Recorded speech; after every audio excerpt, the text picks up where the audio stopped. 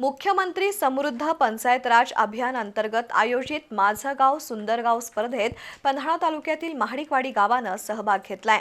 गावात विविध उपक्रम राबवले जात असून सरपंच युवराज फाटक यांच्या संकल्पनेतून गावातील महिलांच्या समस्या निबंधातून जाणून घेता याव्यात या हेतूने महिलांच्या निबंध स्पर्धेचं आयोजन करण्यात आलं होतं।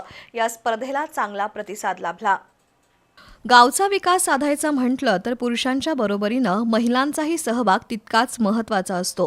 गावातील महिला त्यांच्या समस्या उघडपणे मांडत नसल्यानं गावचा पर्यायानं महिलांचा देखील विकास खुंटतो। महिलांच्या विचारांना व्यासपीठ मिळावं या हेतूनं पन्हाळा तालुक्यातील महाडिकवाडीचे सरपंच युवराज फाटक यांनी महिलांसाठी निबंध स्पर्धा आयोजित केली होती।